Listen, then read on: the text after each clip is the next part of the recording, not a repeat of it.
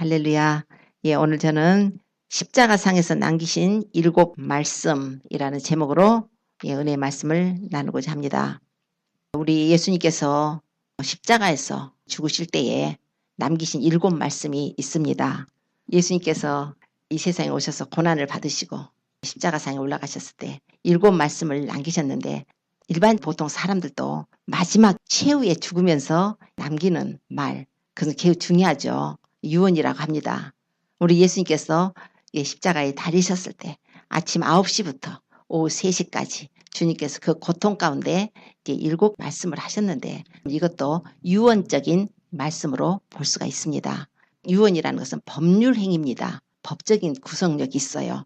그러나 유언한 사람이 죽어야 죽은 후부터 법적 효력이 발생합니다. 그래서 히브리서 9장 16절에 보면은 유언은 유언한 자가 죽어야 되나니, 유언은 그 사람이 죽은 후에야 그 유언이 견고하다 그랬어요. 그래서 유언은 그 유언한 자가 살았을 때는 언제든지 효력이 없느니라, 이렇게 말씀해요. 이제 유언이라는 말씀을 성경의 말씀을 하고 있습니다. 창세기 3장 15절에 보면은 하나님께서 이제 구세주의 약속을 하시죠. 여자의 후손으로 구세주를 보낼 텐데, 그래서 그 아담과 하와를 유혹해서 타락해서 죄를 범하게 한 그 마귀, 옛뱀, 마귀라고도 하고 사단이라고도 하고 온 천하를 꿰는 그 자에게 하나님께서 선전포고를 하시는 거예요. 전쟁 선포를 하시는 거예요. 내가 너로 여자와 원수가 되게 하고 너의 후손도 여자의 후손과 원수가 되게 하겠다. 여자의 후손은 네 머리를 상하게 할 것이고 너는 그의 발꿈치를 상하게 할 것이라. 이런 모든 성경을 통해서 예언된 하나님의 말씀들이 이루어지기 위해서는 유언한 자가 죽어야 그 유언이 법적 효력이 발생한 것처럼, 이 우리 예수님께서 죽으심으로 말미암아 모든 하나님께서 그 메시아를 보내시겠다는 그 약속의 말씀부터 우리 주님이 오셔서 하셨던 모든 말씀이 다 이제 법적으로 효력이 발생하게 되는 거예요. 그래서 그거에 대해서 이제 히브리서 9장 16절에는 유언은 유언한 자가 죽어야 된다. 유언한 자가 살았을 때는 언제든지 효력이 없다. 그 사람이 살았을 때는 효력이 없고 죽은 후에라야 견고하다. 이제 이런 말씀을 해요. 자, 오늘 주님께서 십자가상에 달리셔서 7말씀을 하신 것은 유언적인 말씀이에요. 그러면 법적인 효력이 있다는 거죠. 법적 구속력이 있다는 거예요. 법률 행위라는 것이에요. 우리 예수님께서 이 세상에 오셨죠. 동정녀 마리아를 통해서 예수님이 성령으로 잉태해서 우리 예수님이 성육신 하셨죠. 이게 다 하나님께서 하나님의 법에 합법적으로 우리 죄인된 인간들을 구원하시기 위한 합법적인 절차들이었어요. 예수님께서 빌라도에게 가서 재판을 받으셨죠. 이런 것이 다 우리 죄인들을 구원하시기 위한 하나님의 합법적인 어떤 법적인 절차예요.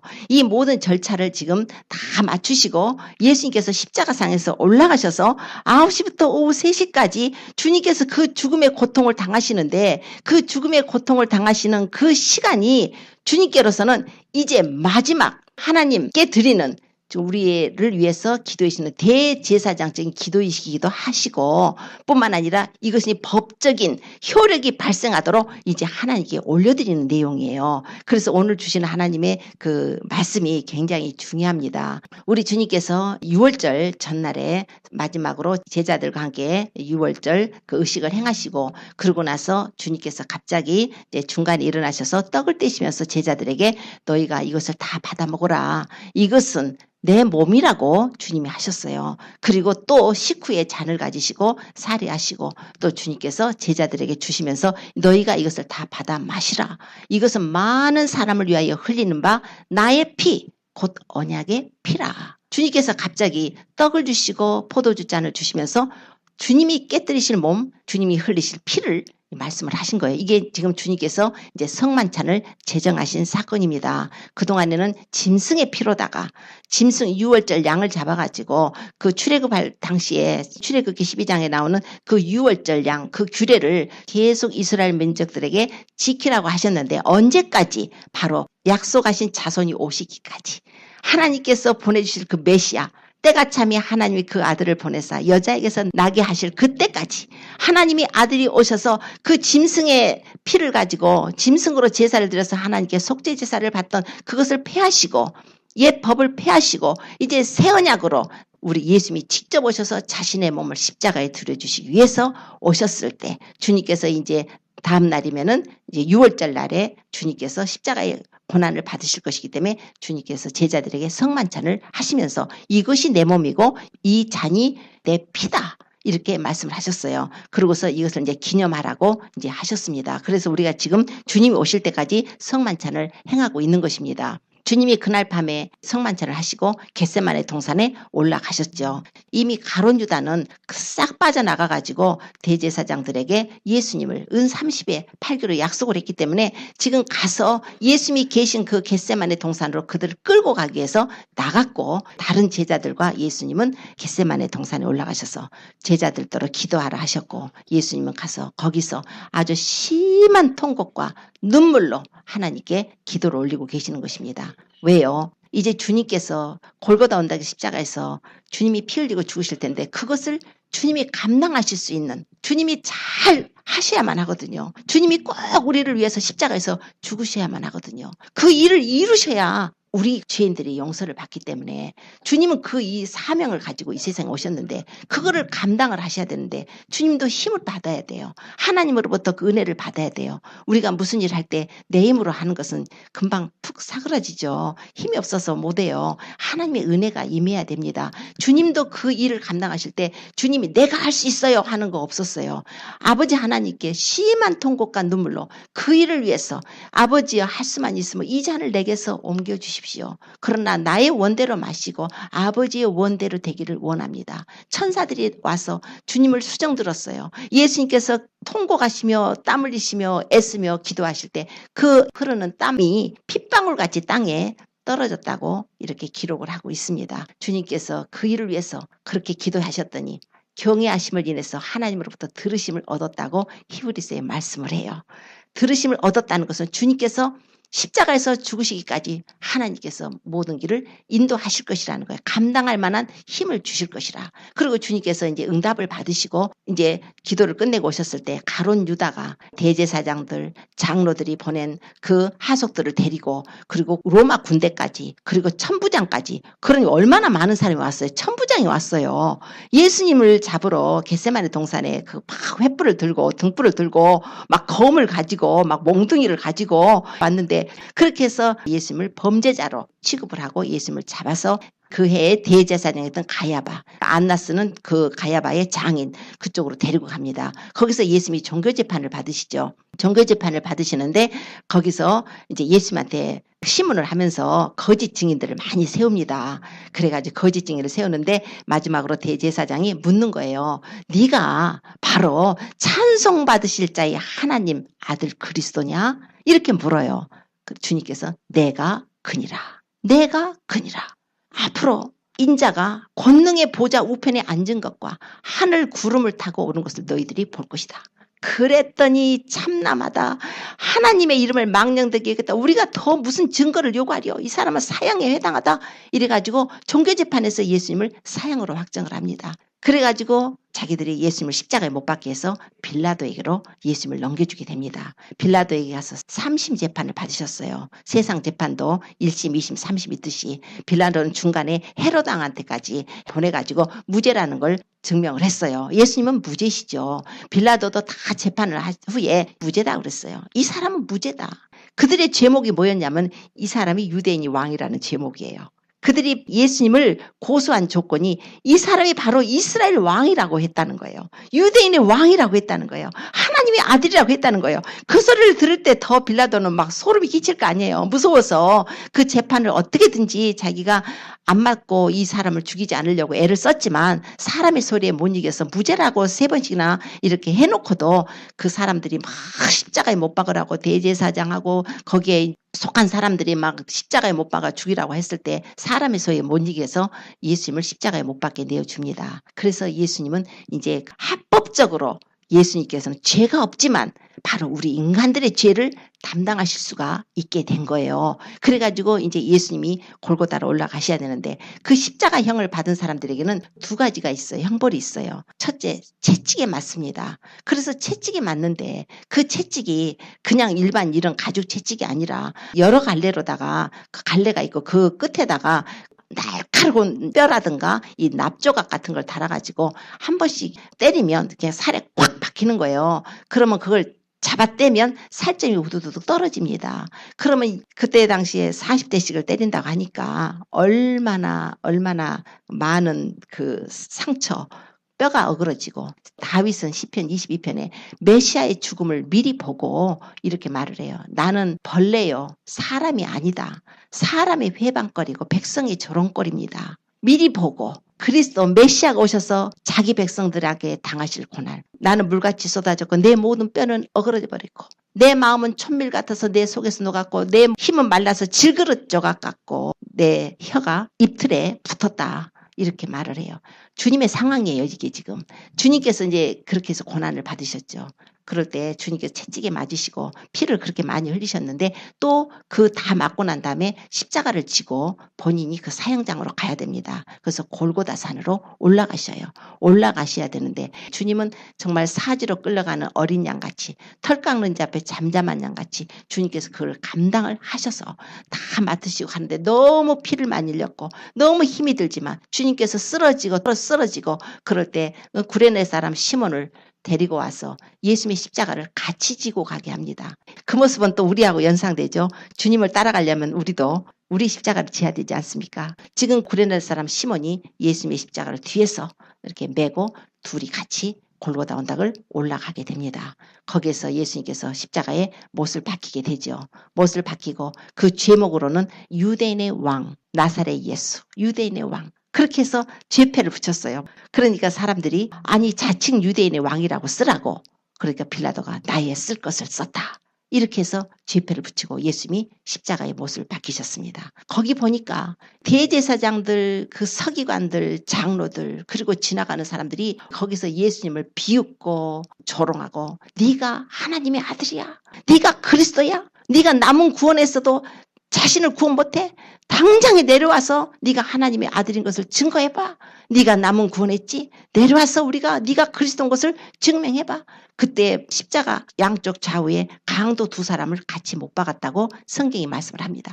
그 사람들까지 막 같이 조롱하는 거예요. 사람들이 고갯짓을 하고 이렇게 할 때 오늘 첫 번째 말씀입니다. 누가복음 23장 34절에 나오는 말씀이에요. 아버지여 저희를 사하여 주옵소서.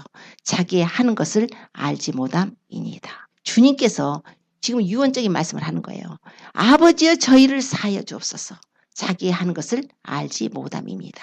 자, 그러면 주님께서 하셨던 이 기도가 당시 예수님을 십자가에 못 박았던 로마 병정들입니까? 아니면 오직 거기에 있었던 대제사장들, 장로들, 서기관들 그 옆에서 예수님 십자가라고 못 박으라고 조롱했던 자들에게만 하시는 것입니까? 그게 아니에요. 우리 주님께서 대제사장적인 기도예요. 주님께서 아버지여 저희를 사하여 주옵소서. 지금 이 시간이 주님께서 아침 9시부터 오후 3시까지 십자가 달리는 그 시간에 하나님께서는 그 아들이 지금 제물로다가 자기 자신을 하나님께 합법적으로 드리고 있는 시간이에요. 구약시대에는 짐승을 잡아서 제사를 드렸죠. 짐승을 잡을 때요. 구약에 보면은 죄를 지는 사람이 짐승을 가지고 성막에 가서 잡아 죽여야 돼요.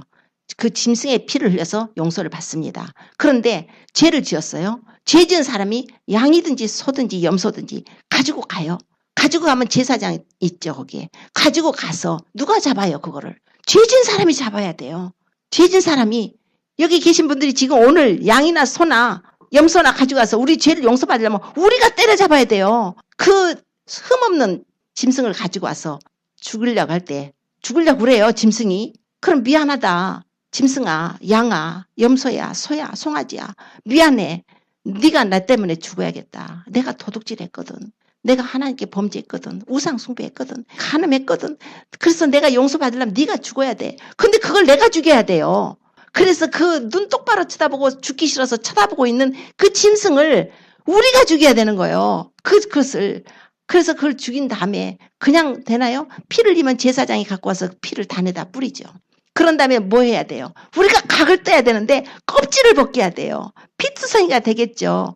껍질을 벗기고 각을 떠요. 마디마디 각을 떠서 번제단 위에 올려드릴 수 있도록. 이렇게 해서 내가 용서받게 짐승이 대신 피 흘려서 죽는 제사예요. 그것을 한 번이 아니고 해마다 해야 되고 죄질 때마다 해야 되고 이게 바로 제사인데 우리 주님께서 마치 그런 제사처럼 우리가 죄를 용서받기 위해서는 아무 죄도 없는 흠없고 점없는 어린 양이 그렇게 대신 죽임을 당해서 우리가 죄를 용서받는, 대속의 피를 흘려서 용서받는 대속법이에요. 하나님이 주셨습니다. 내가 이 피를 너희에게 줘서 단에 뿌려서 너희 생명을 속하게 했다고 레위기 17장 11절에 말씀해요. 육체의 생명은 피가 있기 때문에, 피가 죄를 속하기 때문에 이 짐승의 피라도 너희들이 흘려서 너희 죄를 용서받으라는 거예요. 그러나 하나님의 아들이 오셔서 우리 죄를 이제 맡으시고 우리 죄를 담당하시고 십자가의 고난을 받으셨을 때, 십자가의 고난을 받으시는 그 과정을 보면 예수님께서 채찍에 맞으셔서 온 몸이 그렇게 피 흘리고 머리에는 과시관을 써서 얼굴에 피가 흐르고, 이제는 양손과 양발에 이제 예수님이 못 박히시고 죽으신 거 후에 확인하러 옆구리까지 창에 찔려서 물과 피를 쏟게 되시죠. 자, 이게 바로 마치 구약시대 짐승을 잡아서 우리 죄를 용서받은 것처럼 예수님이 그렇게 당해주신 것이에요. 우리가 예수님을 믿으면 구원받는다고 그러니까 그냥 예수님, 그래 그분을 믿으면 구원받으니까 내가 아는 것으로 그 사실을 안다고 인정하는 것이 믿음이 아니에요. 내 죄 때문에 아무 죄도 없으신 우리 예수님이 그렇게 고난을 받으셨단 말입니다. 찔리고 상하고, 그래서 그가 찔림은 우리의 허물을 인함이요 그가 상함은 우리의 죄악을 인함이라. 그가 징계를 받음으로 너희가 평화를 누렸다고 말씀을 해요. 그가 채찍에 맞음으로 너희가 남을 입었다. 우리 죄를 용서받기 위해서는 누군가 죄 없는 분이 대신 우리 죄를 용서를 해 주실 수가 있겠는데, 이 세상에 사는 어떤 사람도 우리 죄를 용서받게 하기 위해서 자기가 대신 주겠다고 할 사람도 없거니와, 이 세상에 아담의 혈통을 타고난 모든 인간은 의인은 없나니 하나도 없다고 그랬어요. 모두가 원죄가 유전되었기 때문에 죄를 안 짓고 태어난 사람이 없어요. 죄가 유전돼 처음부터서, 죄가 유전돼서 태어난 것뿐만 아니라 그 원죄로 인해서 우리의 본성이 타락하고 부패하고 죄악으로 다 오염돼 버렸기 때문에 살면서 죄를 얼마나 많이 짓고 사는지 몰라요. 다른 사람을 아무리 내가 사랑해서 그 사람 죄를 내가 대신 맡을게요 할지라도 너는 네 죄로 죽고 저 사람은 저 죄로 죽는다는 거예요. 우리 죄를 용서받기 위해서는 오직 한 길밖에 없으셨는데, 그것은 바로 누군가 죄 없는 사람이 오셔서 우리 죄를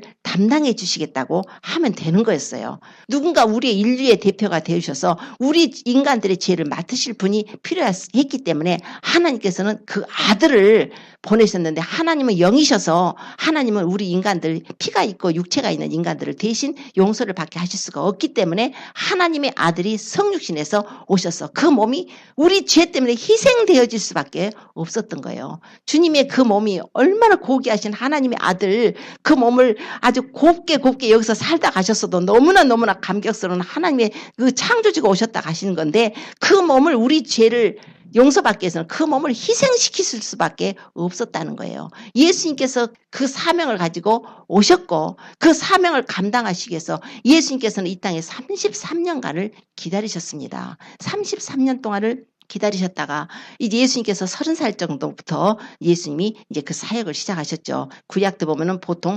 30세부터 이제 제사장 그 직분을 맡게 됩니다. 이제 숫자가 너무 적어지고 그러면은 뭐 이제 견습처럼 25세도 되고 20세까지도 이렇게 해서 제사장이 너무 없을 때, 무슨 전쟁에 나가서 뭐 어땠거나 이렇게 해서 없었을 때는 그렇게 해서 견습처럼 해서 하지만, 원래부터는 30세부터 이렇게 이제 제사장 직분을 맡을 수가 있어요. 우리 예수님께서 30살부터 주님께서 공생의 사역을 하셨다는 것은 법에 맞게 똑같이 예수님도 기다리신 거예요. 예수님이 오셔서 왜 30살까지 기다렸었다가 30살부터 공생일을 하셨을까요? 바로 그때 예수님이 제사장, 우리 예수님 우리의 대제사장이시기 때문에 우리의 죄를 담당했어서 우리 예수님이 대제사장 역을 하시기 위해서 그 일을 시작하셨고, 예수님은 지금 자신의 몸이 십자가에 매달려 있는 거예요. 어떻게 해요? 아무 죄도 없으신 분이 우리 죄를 주님이 맡아버린 거예요. 우리 죄를 모든 사람의 아담의 후손의 인류의 죄를 다 담당해서 예수님이 지금 맡아서 십자가에 달리셨기 때문에,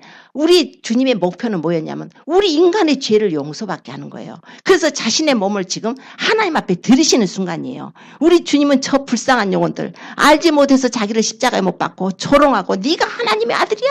내려와봐.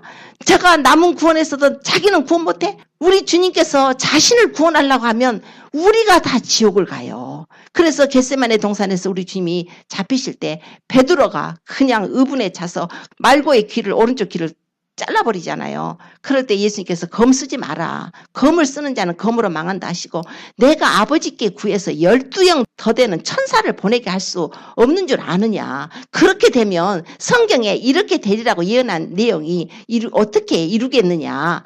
우리 주님께서는 성경을 통해서 계속적으로 주님이 오셔서 우리 죄를 담당해서 죽으심으로 구세주가 되실 것을 예언을 해주셨기 때문에 이제 그 일이 이루기 위해서 예수님께서는 이제 그 약속대로 우리 예수님께서 십자가에 올라가셔서 피를 흘리시는 과정에 하나님 앞에 올려드리는 과정이에요.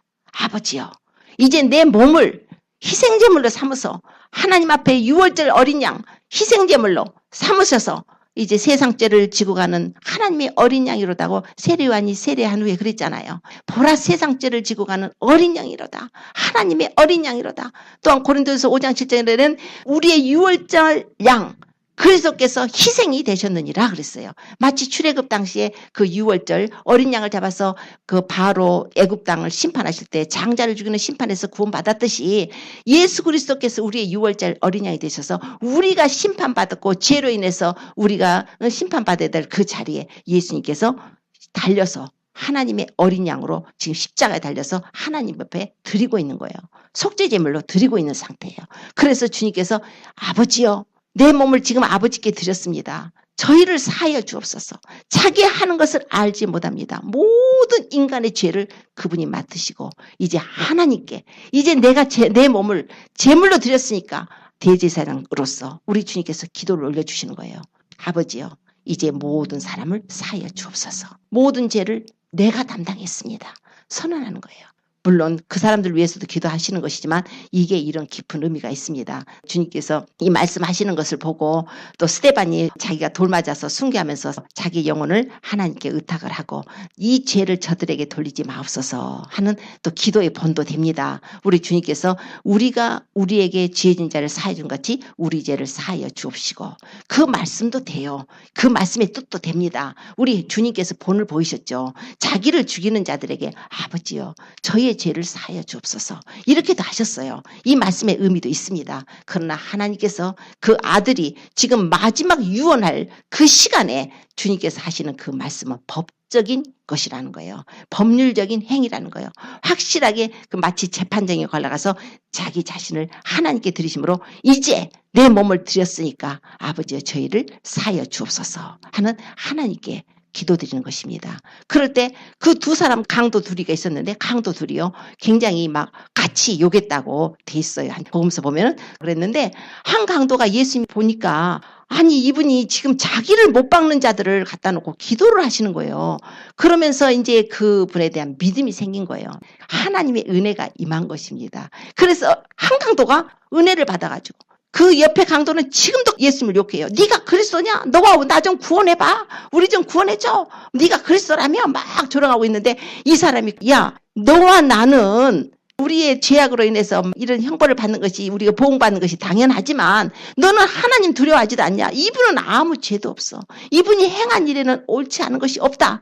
예수여, 당신의 나라에 임할 때 나를 생각하소서. 주님에게 주님의 나라에 임할 때 나를 생각하소서. 예수 그리스도 앞에 자기 죄를 고백한 거예요. 우리는 우리의 죄 때문에 우리가 행한 일에 상당한 보응을 받는 거다. 자기의 죄를 인정하고 그리고서 이분은 그렇지 않다는 거예요. 너는 하나님 두려워하지 않느냐? 이제 하나님을 경외하게 된 거예요. 예수님을 보고 그러고 나서 당신의 나라에 임할 때 예수 그리스도께서 하나님 나라의 왕이신 것을 주인인 것을 하나님의 아들인 것을 고백을 한 거예요. 그런 순간에 주님이 얼마나 기쁘셨겠어요. 지금 피가 막 철철 나고 주님 그 고통 중에 내가 진실로 내가 너에게 이르노니 네가 오늘 나와 같이 나와 함께 낙원에 있으리라. 즉석에서 구원을 받아버린 거예요. 즉석에서 네가 지금 육신은 죽어도 네 영혼은 바로 구원을 받게 되는 하나님 놀라운 구원의 역사를 베푸십니다. 우리 주님은 악인이 죽는 걸 원치 않으시죠. 우리 예수님이 오신 것은 죄인을 구원하러 오셨습니다. 누구든지 십자가의 강도가 표본이에요. 어떤 죄를 졌든지 주님 앞에 회개하고 나오면 주님이 용서해 주시고 구원해 주십니다. 뿐만 아니라 우리 주님은 하늘나라의 왕이셔요. 그분에게만 오직 구원이 있어요. 그분에게만 죄사함의 권세가 있습니다. 천주교 같은 데서는 고해성사에서 죄사함 얻는다고요? 그거 아니죠. 예수님만 있어요. 예수님만이 우리 중보자가 되시고 예수님한테 나가서 우리 죄를 고백해야 되는 거예요. 예수님의 피가 뿌려져야 용서를 받습니다. 그분은 인자가 세상에서 죄를 사하는 권세가 있다고 말씀을 하셨어요. 그래서 예수님이 그 즉석에서 그 사람을 죄를 용서하시고 네가 오늘 나와 함께 낙원에 있으리라. 자, 사람이 죽으면 반드시 낙원 아니면 천국 아니면 지옥으로 갑니다. 중간 없어요. 천주교에서는 연옥이 있다고 그러는데 그거 없습니다. 죽은 자를 위해서 아무리 기도해도 툴레이신 거예요. 이때 살아있을 때 우리가 깨끗하게 회개하고 주님을 믿고 첫째 믿고 회개하고 그분으로부터 깨끗함을 입어서 우리가 천국을 가는 것입니다. 중간 지역 없어요. 그래서 죽자마자 네가 오늘 나와 함께 죽자마자 너는 이제 나와 낙원에 있어. 하나님 앞에 그런 구원의 은혜를 받게 된 것입니다. 우리 예수님만이 우리의 구원자십니다. 그분의 나라에 우리를 데려가십니다. 여기서 낙원이라 했지만 이제 천국도 포함이 되죠. 이제 천국, 낙원 다 천국의 개념입니다. 자, 이렇게 해서 이제 하니까 또 보니까 그런 중에 한 영혼을 구원하시는 그 기쁜 그 한 영혼이 돌아오면 얼마나 천국에서 얼마나 기뻐한다 그랬어요. 천사들이 막 기뻐한다 그랬죠. 천국에 가 있는 사람들이 다 기뻐하죠. 그런 중에 어머니를 보니까 어머니가 그 지금 십자가 옆에서 지금 울고 계시는 거예요. 어머니 내려다 보니까 어머니하고 이모하고 그리고 글로바의 아내 마리아하고 막달라 마리아하고 그 사람들이 또 울고 섰으니까 거기 옆에 또 마치 사도 요한이 있었어요.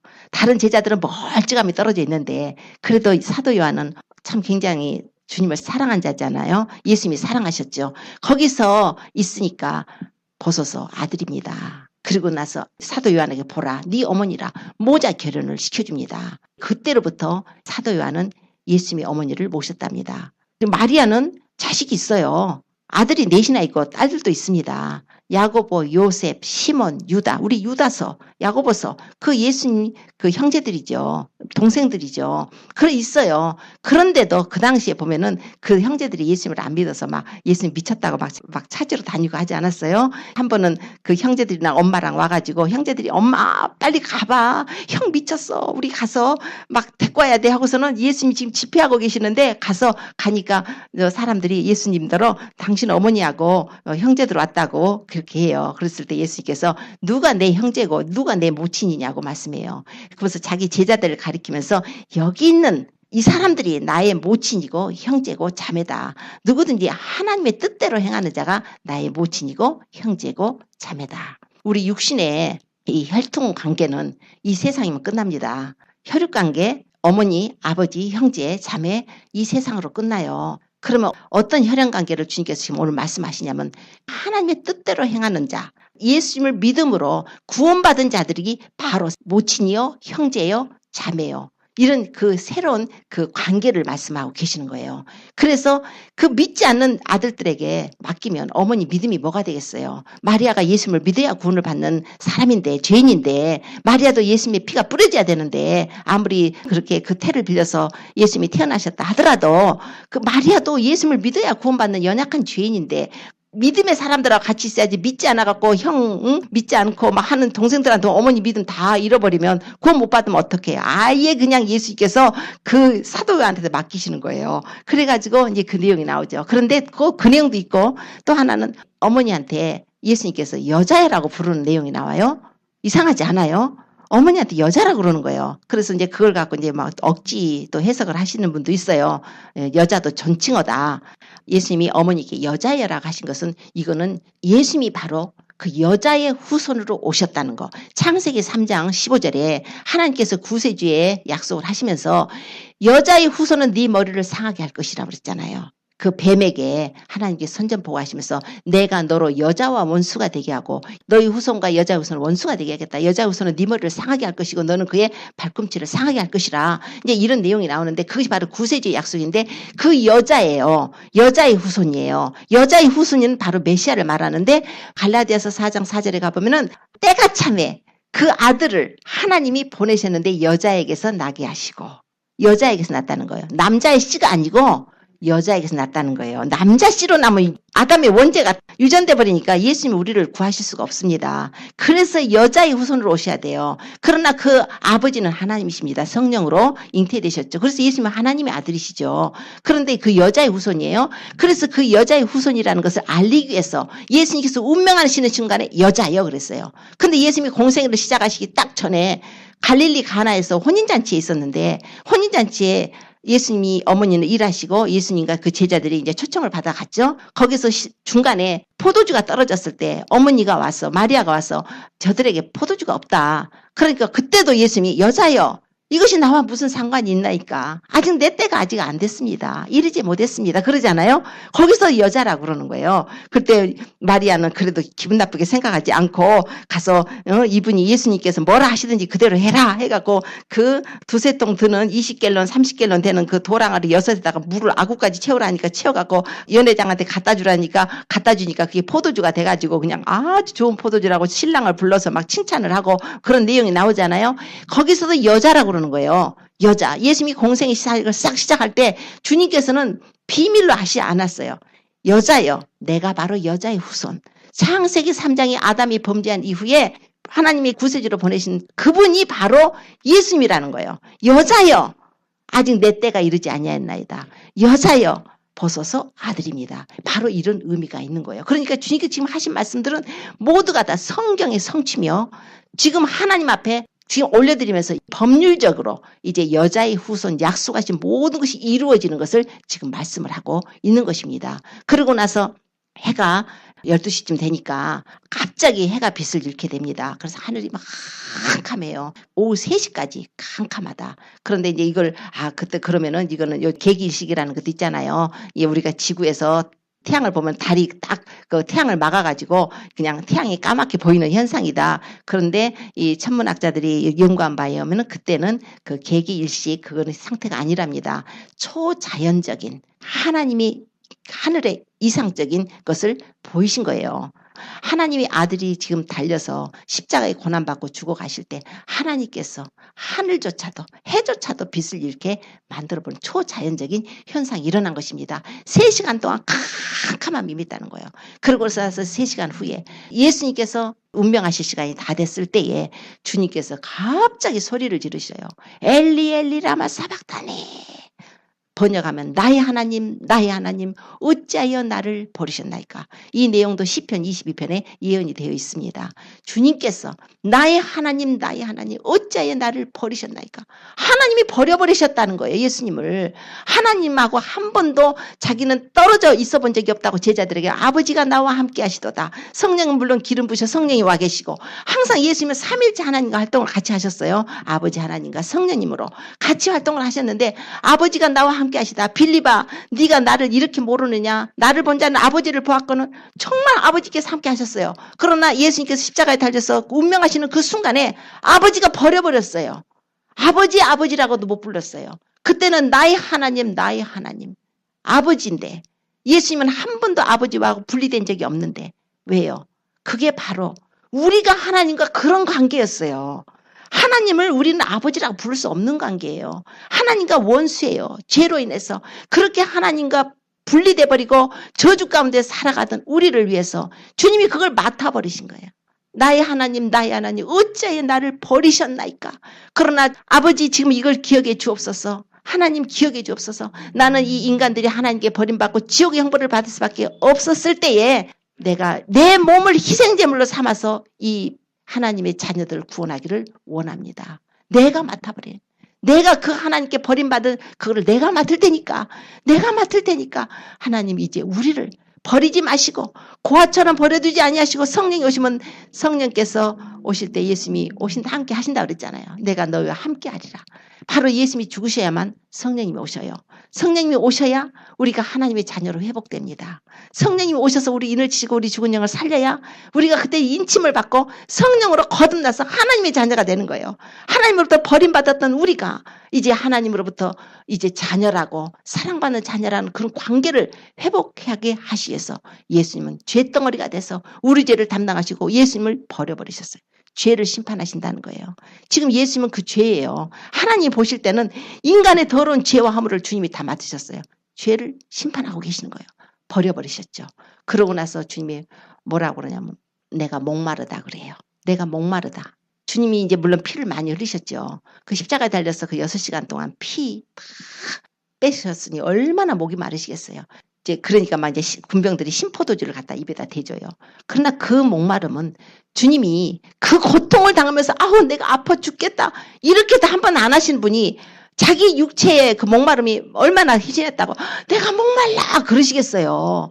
그 뼈가 뚫리는 고통 속에 주님이 그 참고 그렇게 그 아픔을 담당하시는 분이 목마른 것 같고 나 목말라 그러실 분이 아니에요. 그게 아니죠. 그런 의미가 아니죠. 바로 우리의 목마름을 주님이 담당하신 거예요. 예수님이 십자가에 죽으신 것은 우리의 저주를 맡으신 거예요. 우리의 죄를 맡으신 거예요. 우리가 하나님과 분리되고 하나님 버림받을 수밖에 없었고 우리의 죄를 맡으시고 그걸 다 맡으신 거 우리의 목마름이에요. 우리는 의에 줄이고 목이 말라요. 하나님 앞에 가려면 의를 입어야 가는데 의로워야 가는데 우리는 불의한 자들이에요. 죄 때문에 우리는 하나님 앞에 아무도 갈 수가 없어요. 그래서 우리 주님이 오셔서 그 목마름 죄인들이 용서받아서 하나님을 구하고 하나님 앞에 생명을 얻어서 영원히 저 천국에 살 수 있는 그 목마름을 주님이 맡으셨어요. 내가 목마르다. 이제 우리의 목마름을 주님이 맡으셔서 대표로 내가 목마르다. 우리가 죄로 인해서 죽을 수밖에 없는 그 의의 목마름. 주님 내가 의롭게 되고 싶은데요. 하나님 공의의 하나님 앞에 가서 우리는 심판받을 수밖에 없는데 그 공의의 하나님 앞에 가서 심판을 받지 않을 의로움을 입어야 되는데 그 의로움을 받기 위해서 주님께서 우리의 목마름을 담당하시고 고난을 받으셔서 하나님 내가 목마른 걸 다 맡았습니다. 이제 나의 재물, 나의 몸 희생제물로 주님이 하나님이 받으시고 이제 나를 믿는 자들에게는 의로움의 옷을 입혀주세요. 예수님께서 오셔서 공생에 하실 때 누구든지 목마른 자는 내게로 와서 마시라 그랬잖아요. 나를 믿는 자는 성경 이름같이 그 배에 생수의 강이 흘러내라. 이 물을 먹는 자는 다시 목마르려니와 내가 주는 물을 먹는 자는 영원히 목마르지 아니할 것이라. 내가 주는 물은 나의 주는 물은 그 배에서 영생하도록 솟아나는 샘물이 될 것이다. 예수님은 자꾸 목마른 자들 우리 영혼이 목말라요. 죄 때문에 의에 목말라요. 그래서 의에 줄이고 목마른 자는 배부를 거라 하셨잖아요. 하나님께서는 아들을 보내서 우리의 목마름 죄로 인해서 하나님과 단절돼 버리고 죄로 인해서 심판을 받고 의로움은 하나도 없어서 죽으면 바로 심판받아서 지옥불에 던질 수밖에 없는 우리를 위해서 아들을 보내셔서 그 아들을 심판하시고 예수님이 우리의 목마름을 다 담당하시고 이제 주님께서는 우리에게 성령으로 말미암아서 아주 목마르지 않는 샘물을 허락하여 주신 것입니다. 누구든지 내게 오는 자는 결코 줄이지 아니할 것이고 나를 믿는 자는 영원히 목마르지 아니할 거라 그랬어요. 우리가 예수님을 믿는 자면 우리는 목마른 자가 아니죠. 그러나 우리는 항상 그 갈급함을 더 느껴야 됩니다. 한 번 마셨다고 해서 그냥 내 안에 성령 계시다고 해서 충만받지 못하면 안 돼요. 우리는 날마다 그분의 충만을 은혜를 구해야 됩니다. 날마다 주님과의 관계를 원해야 돼요. 하나님과 사랑의 교제를 회복하고 그분의 은혜를 우리가 받아야 되는 것입니다. 오늘 주님께서 내가 목마르다 하는 그 의미가 바로 이런 그 영적인 의미로서 하나님 앞에 올려드리는 우리의 목마름을 대속하셨고 우리는 이제 예수 그리스도 말미암아 배부름을 받는 만족함을 받는 그런 은혜를 받게 하신 것입니다. 이제 그 다음에 주님께서 이제 그 목마르다 하신 후에 이제 뭐라고 하시냐면 다 이루었다. 다 이루었다. 이제 우리의 목마름까지 해결하셨어요. 우리를 가서 영원한 그 첫 천국에 가서 하나님 나라에서 기업을 얻게 하시고 거기서 생명수를 마시고 살게 하시는 모든 일을 다 이루시고 이제 다 이루었다. 이게 지금 법정에서 하는 거라고 생각을 하면 돼요. 법적인 거라니까요. 하나님 아버지 앞에 이제 내 자신을 다 드려서 이제 주님께서 운명하시기 직전이죠. 다 이루었다. 뭘 다 이루어요? 우리를 죄인들을 죄에서 구원하시기 위해서 하나님이 아들이 오셔서 우리 죄를 담당하시고 십자가에 피 흘려 죽으심으로 그 재물을 하나님이 받으셨으므로 이제 우리가 죄사함을 얻을 수 있는 길을 열어주신 것이에요. 그래서 예수님께서 다 이루었다. 아버지여 나의 영혼을 아버지 손에 부탁하나이다. 이제 주님이 돌아가실 때가 됐으니까 다 이루었다 하시고 자기의 영혼을 아버지께 부탁하는 순간에 이제 그 예루살렘 성전의 휘장이 지성소와 성전 사이에 있는 휘장이 둘로 위에서부터 아래로 쫙 찢어져 버리죠. 그러고 나서 지성소가 보이는 거예요. 그 순간에 막 지진이 일어나고 하늘은 뭐 캄캄하고 지금 지진이 일어나고 막 땅이 움직이더니 무덤이 열렸대요. 무덤이 열려가지고 죽은 자가요 살아났대요. 예수님이 부활하실 때 예수님은 첫 열매가 되셔야 합니다. 예수님은 죽은 자 가운데서 살아 잠자는 자들의 첫 열매예요. 예수님은 항상 첫 번이에요. 우리의 대표예요. 예수님이 딱 살아나셔서 무덤에서 부활하셔서 일어나실 때까지 그들은 무덤에 있었다가 예수님이 부활하신 후에 그들이 예루살렘 거룩한 성에 들어갔다는 거예요. 성경에 그렇게 기록이 돼 있어요.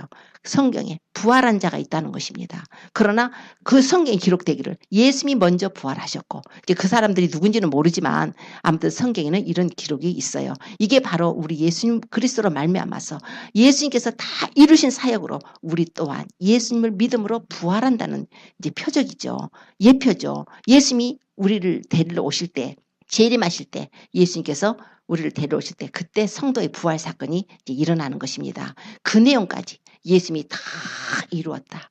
예수님께서 성육신 하셔서 성령으로 잉태돼서 여자의 몸에 태어나셨어야 되죠. 33년간 이 땅에 살으셔야 됐죠. 3년 동안 공생의 사역을 하시면서 이 땅에 천국 복음을 전하시고 가난한 자들의 복음을 전하시고 여러 가지로 죽은 자를 살리시고 병든 자를 고치시고 귀신들을 내쫓고 예수님께서 사역을 하셨어요. 예수님께서 바로 하나님의 아들인 것을 증거를 하셨습니다. 그리고 이제 때가 차서 하나님의 때에 그 6월절 날에 6월절 어린 양이 되셔야 된다는 그 성경의 예언을 이루시기 위해서 그 6월절 양이 되셔서 예수님께서는 금요일날 6월절에 예수님 십자가에 올라가셔서 그분은 자신을 하나님께 드리시고 주님께서 자기 몸을 완전히 물과 피를 다 쏟으시고 죽으시고 장사되시고 무덤에 들어가셨다가 이제 3일 만에 부활하시게 되는 것입니다. 예수님이 죽으셨죠. 그랬더니 하나님이 다 예배해 놓은 자들 아리마대 사람 요셉과 니고데모 통해서 그냥 예수님이 장사 치르게 하셨죠.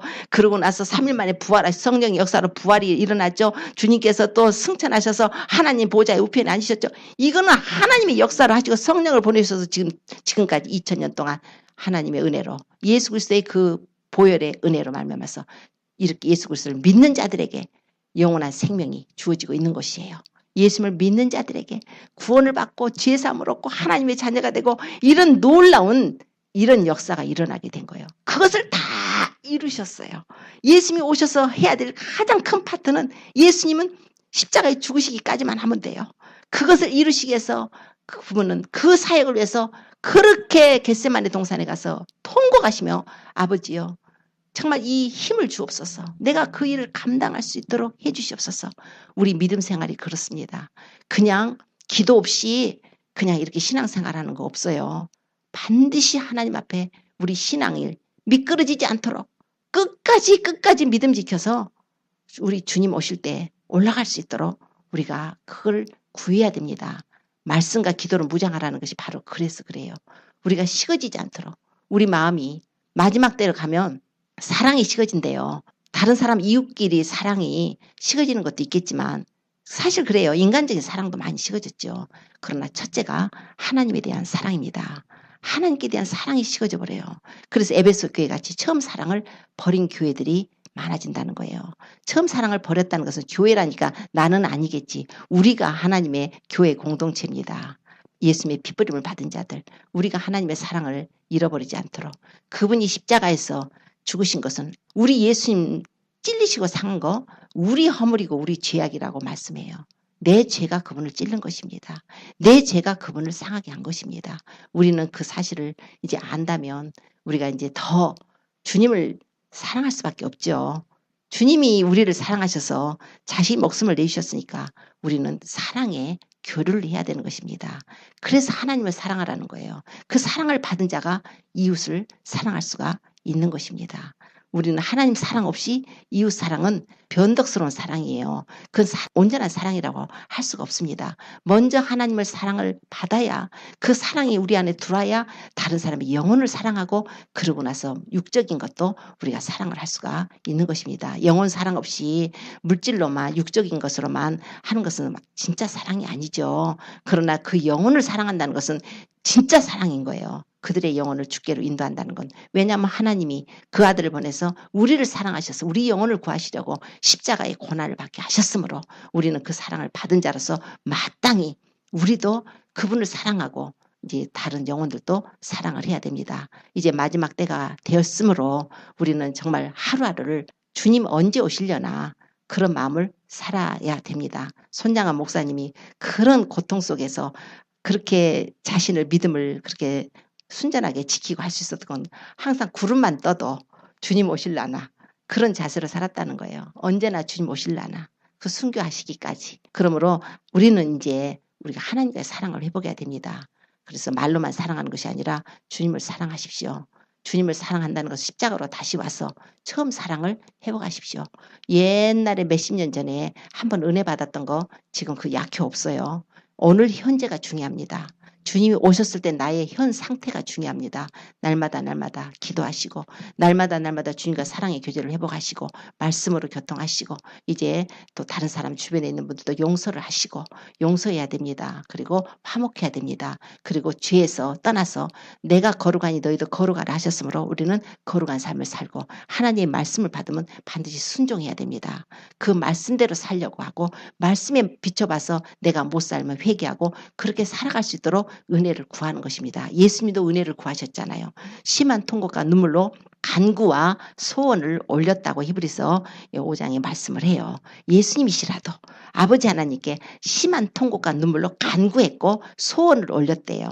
우리는 뭐 그거는 말할 거 없지 않습니까? 우리 연약한 우리가 주의 은혜로 사는 우리가 그래서 더 이제 우리도 주님 앞에 우리 자신을 돌아보고 더 이제 믿음으로 무장해서 주님 오실 때 나팔소리 날 때 우리가 그리스도 신부로 무장해서 모두 그분의 나팔소리 듣고 공중에 올라가서 주님과 함께 그 영원한 축복에 들어가는 축복을 받으시기를 예수님을 축원합니다. 기도드리겠습니다.